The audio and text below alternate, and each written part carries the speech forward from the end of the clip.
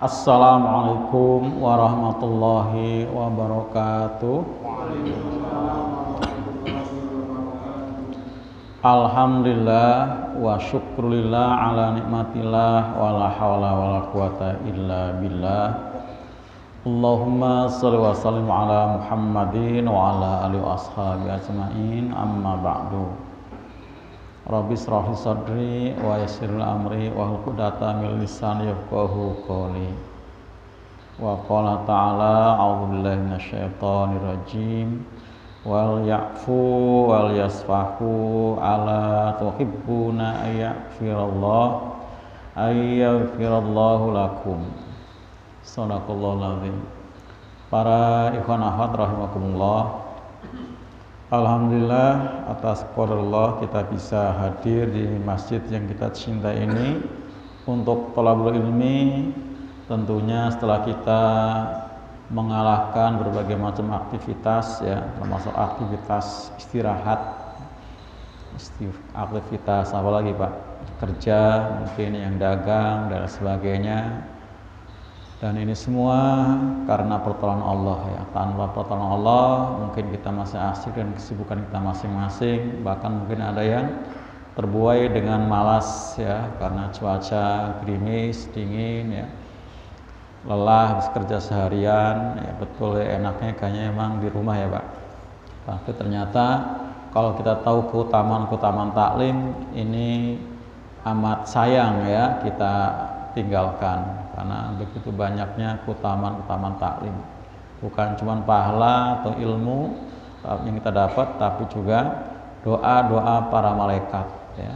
Doa-doa para malaikat rahmat yang mendoakan kita untuk mendapatkan rahmat, barokah, diampuni dosa. Ini luar biasa, ya, karena sengaja kita doa belum tentu juga Allah kabulkan atau mungkin ditunda, tapi kalau malaikat yang doain ya pasti dikabulkan. Para ikhwan akhwat rahimakumullah, kita akan melanjutkan kajian kitab Riyadhus Shalihin yang bab yang ke-75. Ini pertemuan yang kedua. Tempo hari ayat-ayatnya yang begitu singkat kita baca, terjemahkan, ya, sedikit dikaji, ya, pastinya belum memuaskan, ya. Termasuk tadi yang dibaca oleh Ustadz Jaranto, ya, An-Nur ayat 22, ya, wal ya'fu wal yasfahu ala tuhibbuna ayyafirallahu lakum. Dan hendaknya mereka, ya, ini bentuknya perintah untuk orang ketiga pakai lamul amr, ya Pak, memaafkan dan mereka berlapang dada.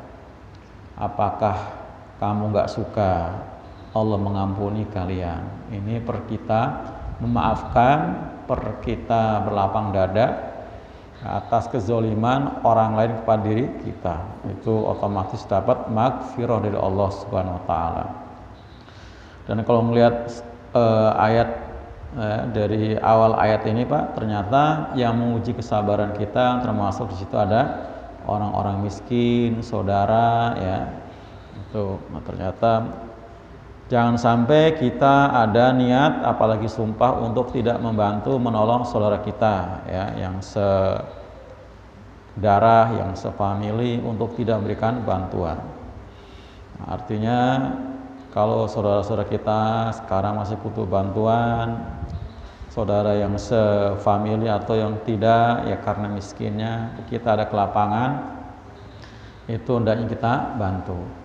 Kalaupun kemudian kita bantu mereka menguji kesabaran Pak, apa kira-kira? Dibantu tapi nggak bersyukur, dibantu tapi nggak ucap terima kasih, dibantu tapi hidupnya malah semakin boros. Nah, itu menguji kesabaran, ya. Makanya sering saya bilang, ya, kalaupun saudara kita misalnya setelah kita bantu jadi kaya, apakah kita mau berhenti sedekah? Kan enggak juga, kan? Ya, mungkin kita pindah objek saja, seperti itu. Baik para sekalian, kita akan lanjutkan ke hadis-hadisnya, ya. Pertama, ini dari Aisyah, ya, panjang. Perhatikan para ikhwan, perhatikan ininya aja, ya, matan hadisnya yang berbahasa Arab, ya, sambil belajar bahasa Arab. Bismillahirrahmanirrahim. Wa an Aisyata radhiyallahu anha, dan dari Aisyah semoga Allah meridhoinya ya, istri Nabi yang solihah, yang cerdas, yang kritis ya, yang cantik, yang muda. Ini Aisyah, putri dari Abu Bakar As-Siddiq. Annaha, bahwasanya qalat ya, dia pernah bilang Nabi kepada Nabi sallallahu alaihi wasallam. Ini termasuk salah satu bentuk kekritisannya ya. Jadi kritis, cerdasnya beliau. Jadi banyak nanya. Hal ata alaika yaumun ya. Ini pertanyaan Aisyah yang ternyata menjadi sumber informasi buat kita tentang pribadi Nabi yang begitu agung akhlaknya, sebagai Nabi yang sangat-sangat pemaaf. Hal ata alaika, apakah pernah datang pada engkau ya, yaumun, suatu hari, kana asyadda, yang adalah hari itu lebih keras ya, min yaumi Uhudin, dari hari perang Uhud.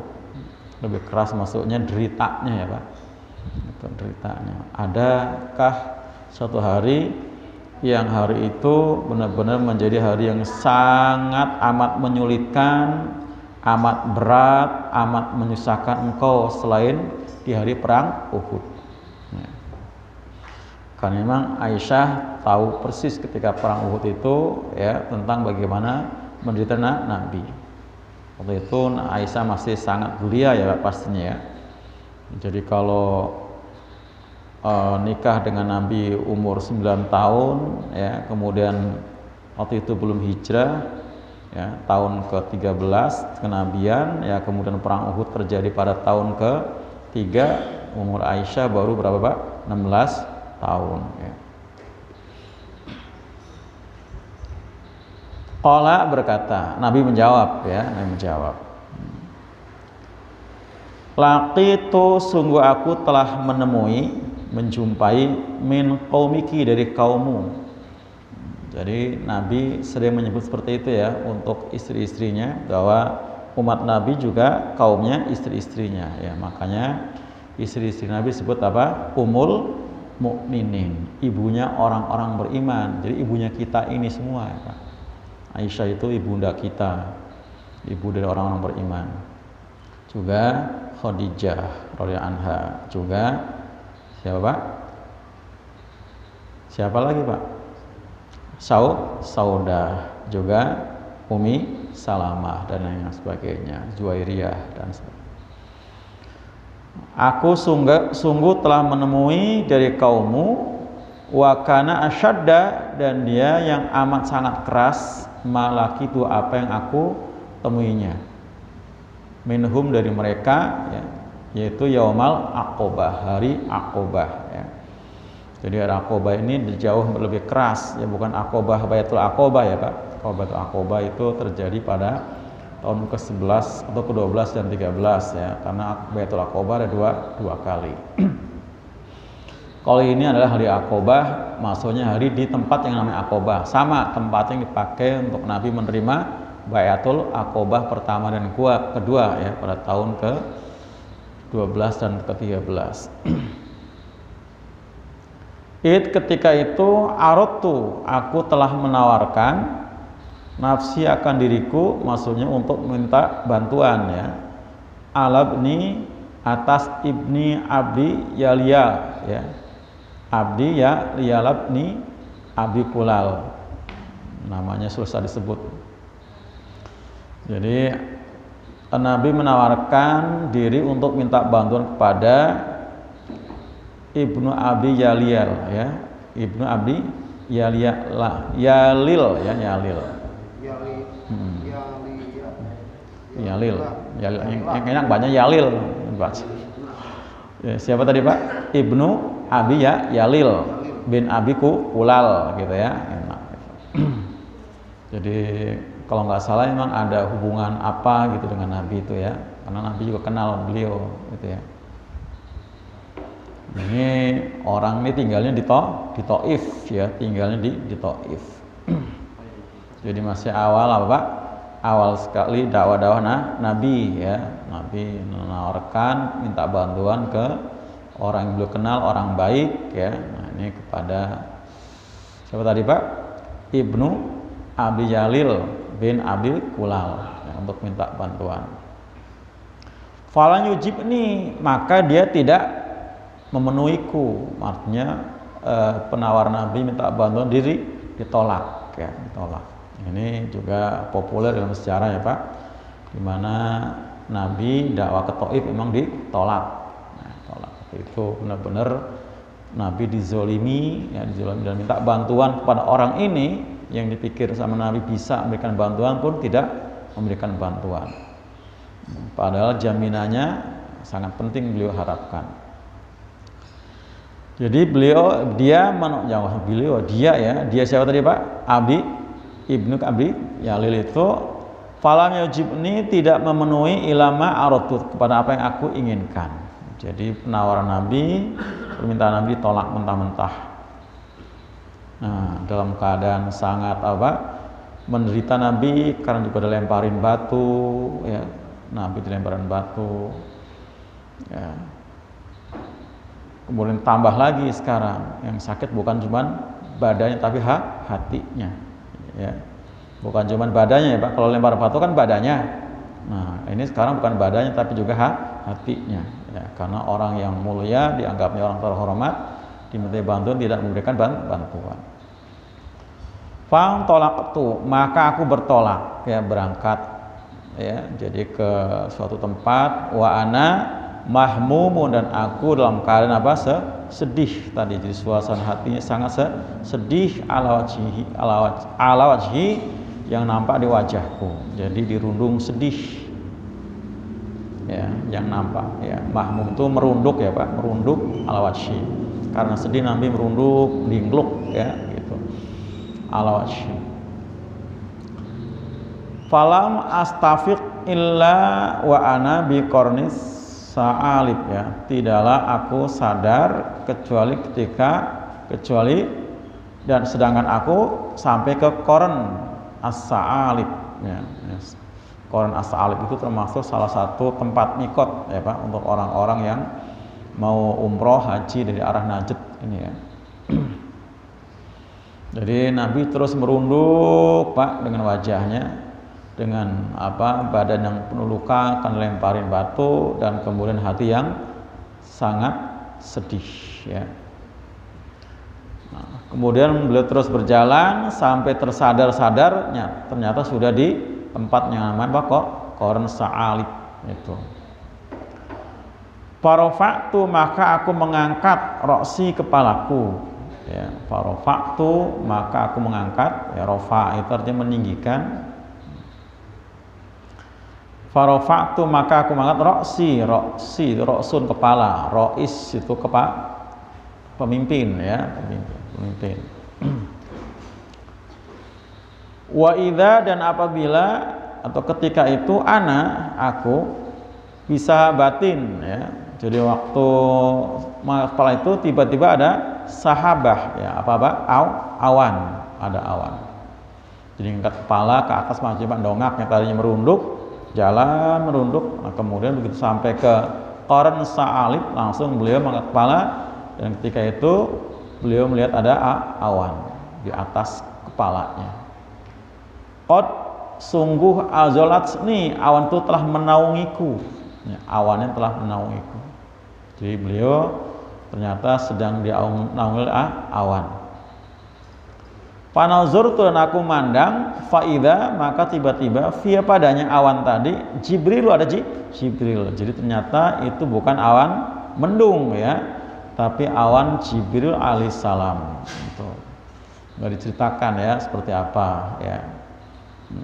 Tapi Nabi tahu di situ ada Jibril alaihissalam ya, yang diduga tadi awan, ternyata di awan itu ada Jibril alaihissalam. Fana dani, maka dia Jibril memanggilku, dia panggil.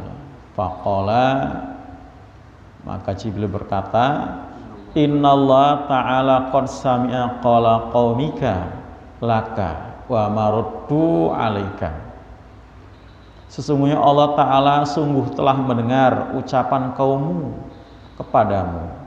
Wa ma raddu, dan apa yang dia tolak alaika atasmu. Ya.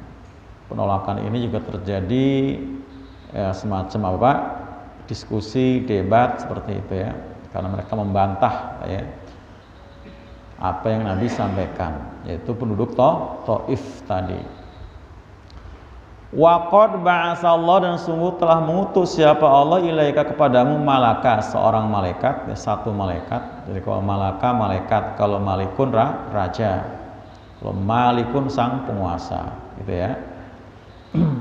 Kalau malaka Pak, malaikat gitu. Ya, malakun aslinya Pak, tapi karena ini sebagai objek malaka. Kalau malaka kata kerja memiliki ya gitu. Jadi malakan ya, sini malakan ya karena ada idhofah di malaka tanpa tanwin. Malakal jibali ya, malakal jibal apa Pak? Malaikat gunung, malaikat penjaga gunung. Jadi penjaga ya, penjaga gunung-gunung itu semua yang menjaga malaikat ya. Jadi bukan jin ya, bukan juga apa Pak? Bukan anoman ya. Kalau orang bilang anoman, bukan juga bukan mbah siapa Pak? Mbah Marijan, bukan ya. Marijan itu asli. Itu pawang ya, pawang gunung dia ya. Pawang gunung. Ternyata pawang gunung, bukan semua, ternyata malaikat ya. Jadi malaikat itu tugasnya ada yang menjaga laut, menjaga gunung, menjaga danau, menjaga curahan tetes air hujan dan lain sebagainya ya. Mengawal angin ya. Nah ini malaikat gunung ya, yang menjaga gunung. Litak murahu ya, untuk memerintahkannya bima syi'ta, dengan apa yang kamu kendaki. Ini kata malaikat Jibril kepada Nabi. Jadi sungguh Allah telah mengutus kepadamu malaikat penjaga gunung ya, untuk diperintahkan dengan apa yang kamu mau, fihim pada mereka. Silakan ya, nanti kamu ngomong ke malaikat penjaga gunung, itu gunung mau dibedol, mau diapain ya. Fana dani, maka memanggilku, malakul jibali. Malaku di sini sebagai subjek ya, kalau di malaka objek ya. Ya ini malaku, asalnya malakun tadi. Nah, maka manggilku malakul jibali. Apa Pak? Malaikat gunung yang sudah mendapat mandat dari Allah ya, untuk siap untuk diperintah oleh Nabi. Fasallama alayya, maka malaikat gunung tadi menjaga gunung ngasih salam sama Nabi ya, ngasih salam sama Nabi. Summa qala, kemudian malaikat berkata, ya Muhammad, wahai Muhammad, innallaha qad sami'a, sesungguhnya Allah telah mendengar qala qaumika lak, telah mendengar ucapan kaummu kepadamu ya, ucapan yang apa tadi Pak?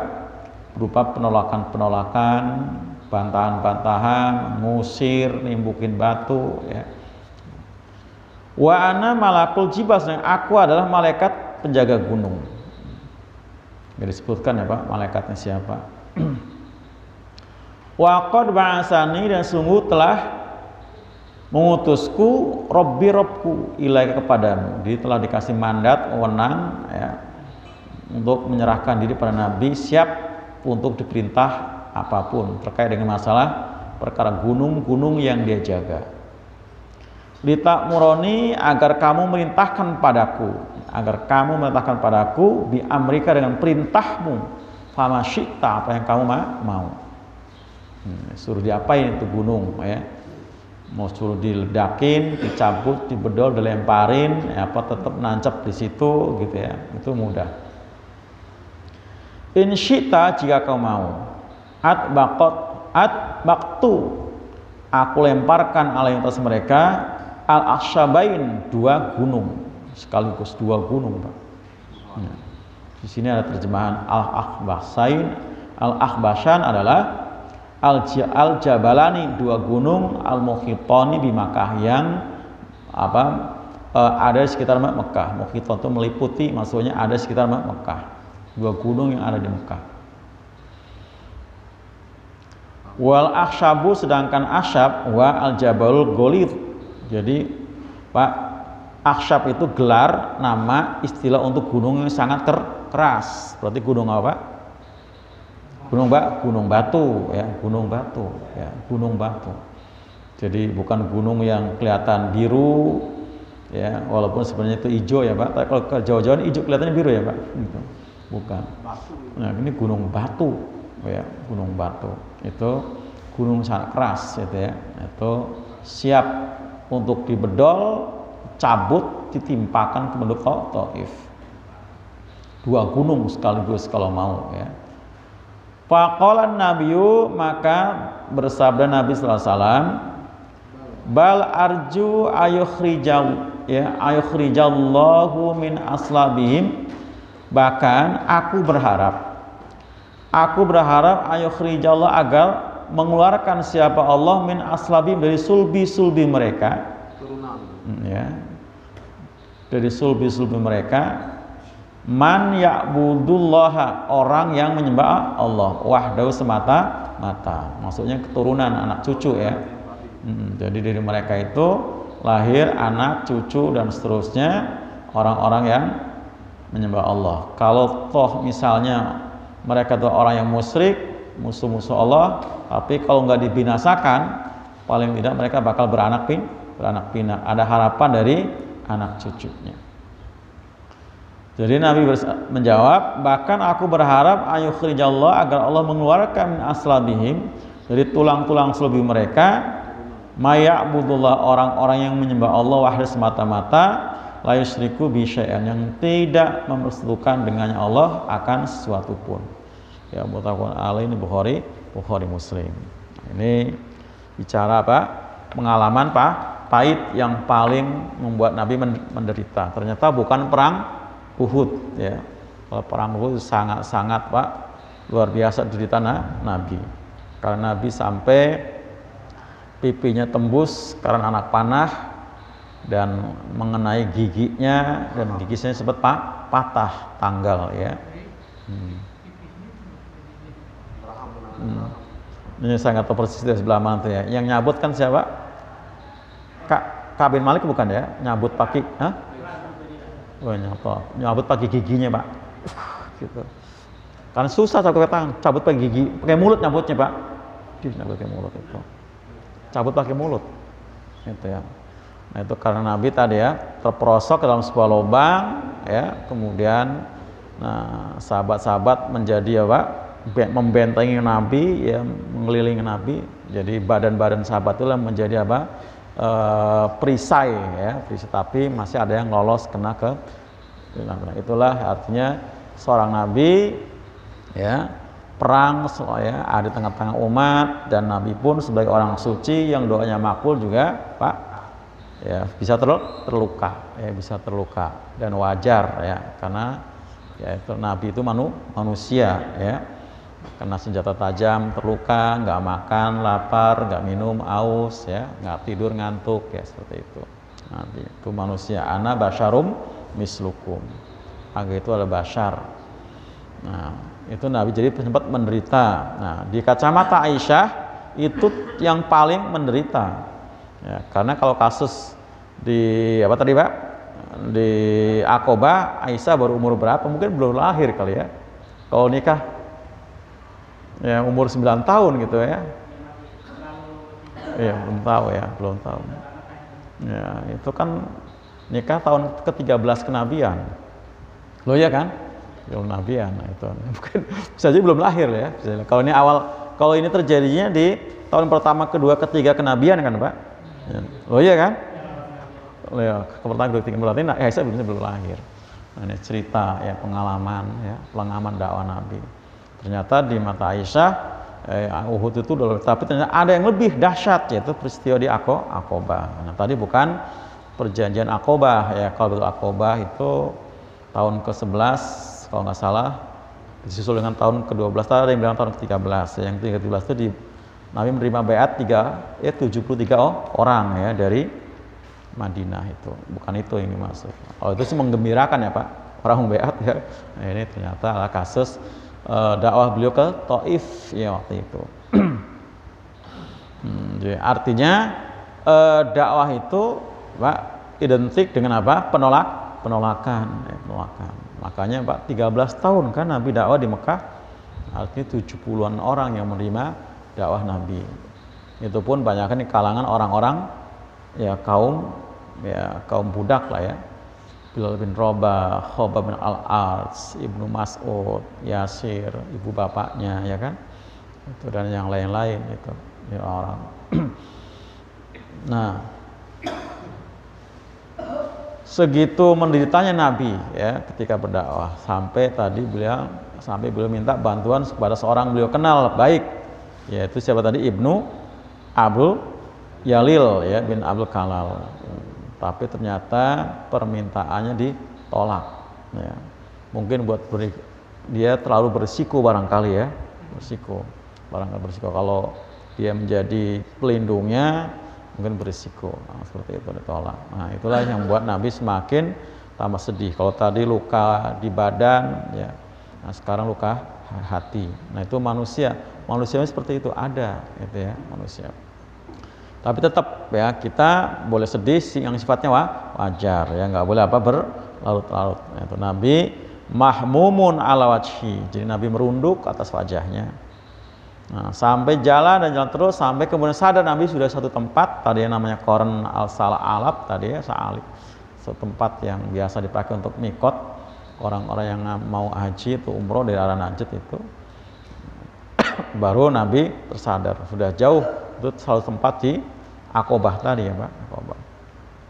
Nah, begitu mengangkat kepala, nah tiba-tiba di atas ada awan. Ternyata ini bukan awan mendung biasa ya, tapi Jibril alaihissalam ya. Nggak disebutkan ya Pak Jibril dalam bentuk apa ya, tapi ada awan. Karena kalau bentuk asli yang disebut di Quran itu hanya ketika Mi'raj ya. Walaqad ra'ahu nazlan ukhra inda sidratil muntaha, itu dalam surah An-Najm. Nabi yang lihat Jibril asli itu di sidratil muntaha. Seperti itu. Tapi kalau Jibril ya mengepakkan sayapnya pun bumi ketutup ya. Karena saking besarnya. Bumi bakal ketutup juga. Seperti itu. Nah, ternyata di awan tadi ada yang awan yang menaungi tadi ya, awan yang membuat Nabi menjadi teduh ya, karena nggak langsung kena sengatan panas matahari. Jibril manggil ya, alaihissalam manggil.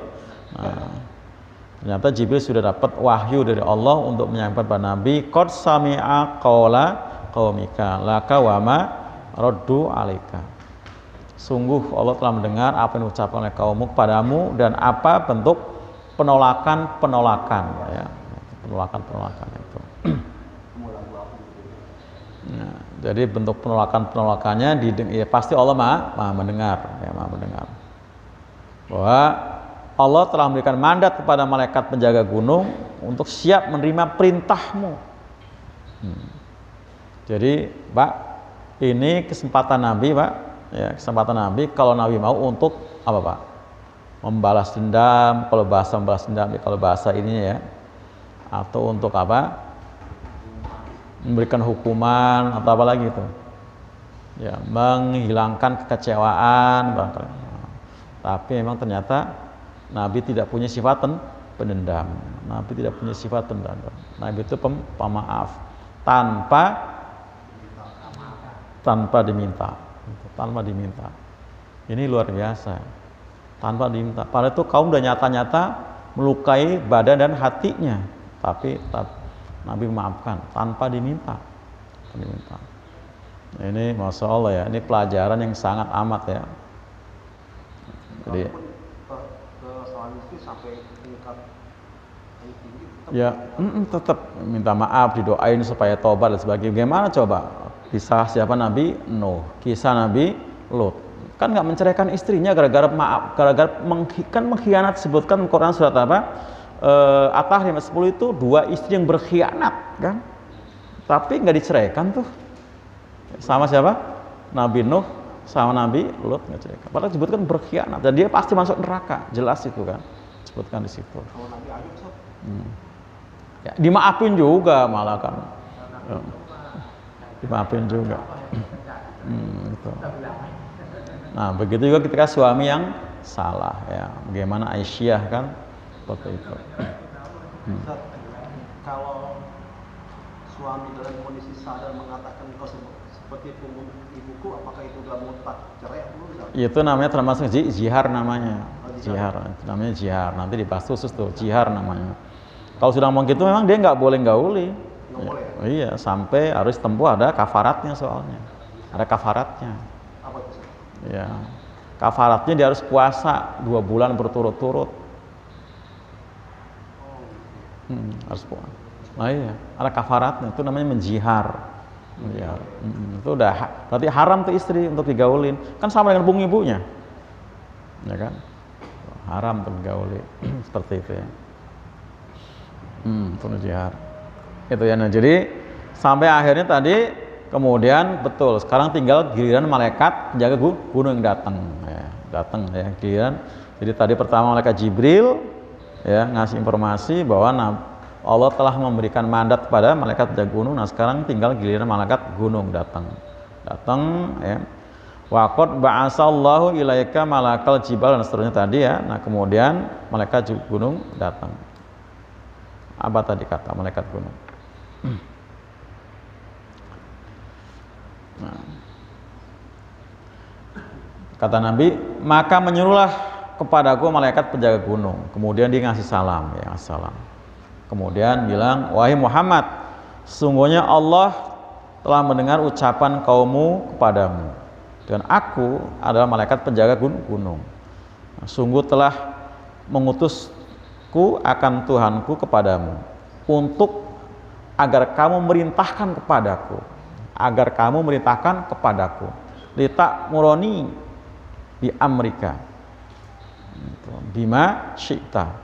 Jadi Allah telah mengutusku agar kamu merintahkan padaku untuk aku laksanakan apa yang kamu perintah. Itu tinggal siap apa yang kamu mau itu apa gunung dibedol, dicabut, ditimpakan sehingga separuh ludes, atau semuanya, atau seperberapa, atau berapa gunung gitu kan, seperti itu. Tapi ini 2 gunung tadi ya Pak, 2 gunung. Jadi nah ternyata Nabi tadi tanpa diminta maaf oleh penduduk Taif, Nabi memaafkan. Bahkan aku berharap dari mereka Allah mengeluarkan apa? Keturunan yang menyembah Allah. Kalaupun mereka hari ini ya memaksiati Allah, mereka musyrik dengan menyembah patung. Di Taif itu termasuk patung gede. Kalau nggak salah yang namanya apa? Lata itu adanya Taif, Lata itu bukan di sekitar Ka'bah. Kalau kami gede kan Hubal itu yang paling gede. Hubal kan Lata, Uzza, Manat gitu ya. Kalau nggak salah Lata ya. Itu patung seorang perempuan, patung perempuan gitu. Masalah itu ya. Jadi sana mereka menyembah apa? Patung yang kemudian dihancurkan ketika apa? Fatul Mekah oleh sahabat Ali ya dengan timnya waktu itu ya. Itu dihancurkan itu di Taif itu. Nah, jadi Nabi berharap ya dari mereka itu sampai beranak pinak dulu. Walaupun akhirnya juga mereka memerangi ya waktu perang apa? Perang apa setelah Fatul Mekah? Perang apa? Setelah Fatul Mekah, perang Hunain. Nah, setelah perang Hunain kan. Jadi perang Hunain itu terjadi pada tahun ke-8 Hijriah berarti ya. Karena itu bertepatan dengan Fatul Mekah itu kan. Nah, itu gabungan itu antara orang-orang sekitar Mekah yang masih musyrik dengan orang Taif ini. Orang Taif ini gabungan itu memerangi Nabi dan mereka kalah ya kan. Artinya itu sudah lama prosesnya kan Pak. Kalau yang terjadinya awal-awal dakwah Nabi tadi di Mekah tahun 1, 2 atau ketiga, kemudian mereka juga masih hidup pada tahun ke-8 Hijriah, berarti mereka sempat beranak pinak ya. Mereka sempat beranak pinak, punya anak, punya cucu gitu ya. Jadi Nabi berharap di sana. Artinya kebayang ya Pak, kalau sampai waktu itu tawaran Allah lewat malaikat Jibril, lewat malaikat penjaga gunung tadi terima, kemudian dilempar itu gunung, seperti kasus di mana Pak? Di Jawa Tengah. Di Jawa Tengah ada kan Pak satu kampung yang lagi pesta pora, apa bahasa sekarang narkoba, lagi joget-joget. Namanya apa? Iya, Banjarnegara. Namanya kampung apa?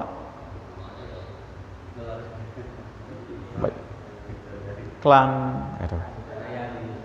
Banjarnegara itu.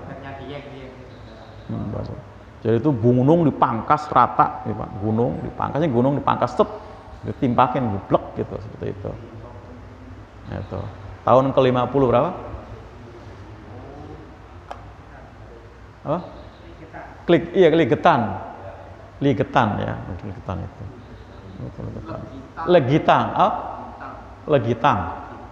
Legitang ya.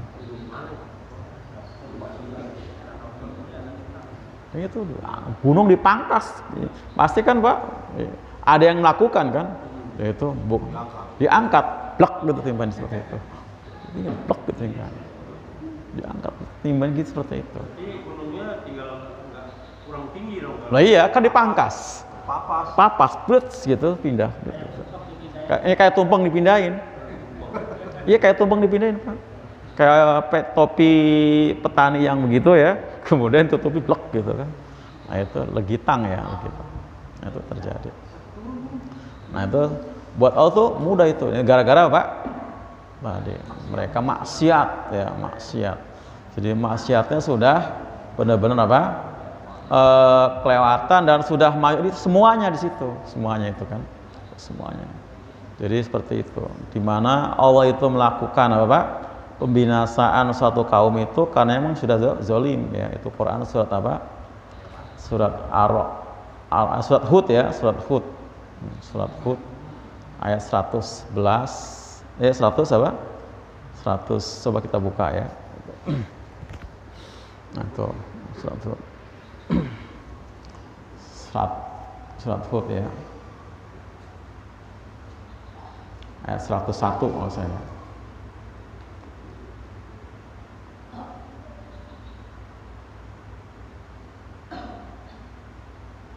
Ya, satu-satu benar ya. A'udzubillahi minasyaitonirrajim. Bismillahirrahmanirrahim. Sampai 102. Wa ma zalamnahum walakin zalamu anfusahum fama aghnat anhum alihatuhum allati yad'una min dunillahi min syai'in lamma jaa'a amru rabbik wa ma zaduhum ghaira tasbib. Wa kadzalika akhdhu rabbika idza akhadhal qura wa hiya zalimah. Inna akhdahu alimun syadid ya.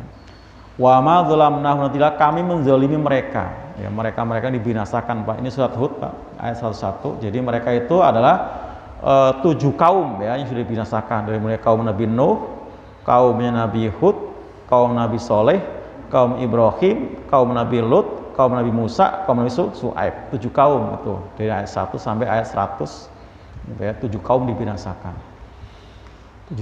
Dan tidak kami menzalimi mereka, walakin akan tapi zolamu, mereka telah menzolimi anfusahum, akan diri mereka sendiri. Dan yang paling zalim yang mereka lakukan adalah melakukan kemusyrikan. Karena mulai dari kaum Nabi Nuh itu mulai ada kemusyrikan. Juga di samping juga ada kezaliman yang lain seperti dilakukan oleh kaum Nabi Syuaib, curang, nakar, menimbang ya Pak, itu kaum Nabi Syuaib. Kemudian kezaliman lain bentuk penyimpangan seksual pada kaum Nabi Lut gitu ya. Fama agnat, maka tidak berguna anhum dari mereka alihatuhum, akan tuhan-tuhan mereka yang mereka sembah ya, patung-patung, bahkan juga mereka menyembah manusia seperti halnya kaum Nabi Musa, Fir'aun yang mengklaim sebagai Tuhan. Kan Fir'aun merasa sebagai Tuhan Pak, tapi ternyata nggak bisa memberikan bantuan pada kaumnya. Juga Raja Namrud yang dipuja disembah oleh kaumnya pada zaman Nabi Ibrahim. Allati yad'una min dunillah, yang mereka sembah selain Allah, min syai'in suatu. Lamma jaa'a amru rabbik, ketika datang perintah Tuhan atau perkara ya atau siksaan dari Tuhanmu. Wa ma zaduhum, dan di dalam menambah pada mereka ghaira tasbib, selain kebinasaan. Wa kadzalika, itulah akhdhu rabbika, siksa Tuhanmu, idza akhadhal qura, apabila Allah mengambil, ya di sini menyiksa menggunakan kata akhadha Pak, Kenapa pakai akhoda? Karena memang benar-benar ambil habis semua yang zalim. Ambil. Jadi yang sisakan hanya yang beriman saja. Baik kaum Nabi Nuh, kaum Nabi Hud, kaum Nabi Soleh, kaum Nabi Lut, semua. Ambil semua akhoda. Disiksa yang zalim-zalim.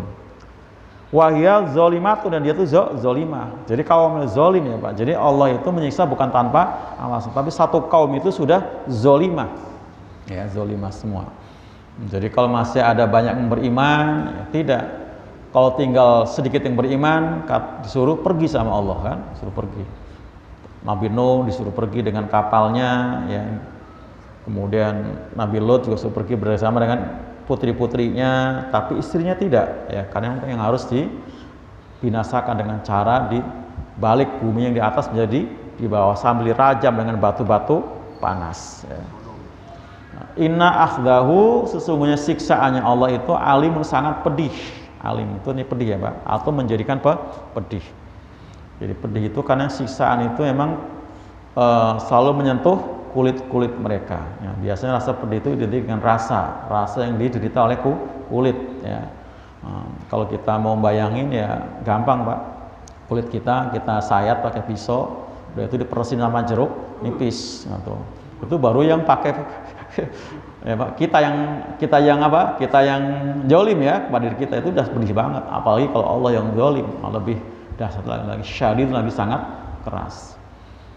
Ini di antara ya Pak, contoh-contoh bagaimana kalau sampai pada waktu itu negeri Taif, kampung Taif, negeri Taif dibinasakan. Tapi keadaannya itu pasti sangat ya, mengerikan ya, apalagi dua gunung tadi, Legitang yang satu pucuk gunung saja sudah mengerikan itu kan, seperti itu.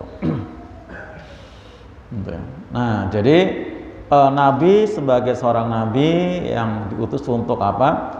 Wa ma arsalnaka illa rahmatan lil alamin wa ma arsalnaka illa kafatan linnas, gitu ya. Maka jauh ke depan pikirannya, gitu, jauh ke depan. Itu enggak sampai ke tingkat apa? Tingkat bertahwid ya. Jadi nabi-nabi yang lain tadi Pak, dari mulai Nabi Nuh sampai Nabi Su'aib, Nabi Musa, itu tahwid itu artinya mengadu pada Allah, bukan tawakal lagi Pak. Kalau tawakal itu mengadu pada Allah, ada ikhtiar-ikhtiar yang mungkin bisa menjadi apa? Jalanan terkabulnya suatu ikhtiar. Tapi kalau tahwid, merasa ikhtiarnya mentok sana sini. Gitu. Sehingga dipasrahkan, ya Allah itu umat, kamu silakan kamu apain, seperti itu. Itu akhirnya Allah binasakan. Rasulullah nggak pernah sampai segitu. Gitu. Jadi nggak sampai ke tahwid ya, artinya menyerahkan umat untuk silakan mau diapain. Lalu tadi dimaafkan, ya kan? Dimaafkan. Bahkan Nabi tadi ya, ditawarin pun nggak mau itu kan, untuk ditawarin pun nggak mau seperti itu. Tapi tadi nabi-nabi yang terdahulu ya sempat bertahwid seperti itu, diserahkan. Bagian Nabi Yunus kan, ya Allah saya dakwah sekian tahun, tapi mereka nggak tahu pada mau beriman. Kata Allah, tahan 40 hari ke depan. 40 hari kurang 3 hari masih juga nggak ada perubahan. Itu akhirnya Nabi Yunus sedikit kurang apa? Kurang sabar ya, bukan nggak sabar ya Pak. Kita belum ada apa-apanya sabarnya, meninggalkan itu. Ternyata kemudian mereka terlantas secara akal masih beriman semua. Tiba-tiba ada awan gelap menggantung. Nah, di mereka ini mah bukan awan biasa, ini awan yang bisa mendatangkan bencana. Cari-cari Nabi Yunus, ternyata sudah pergi Nabi Yunus kan.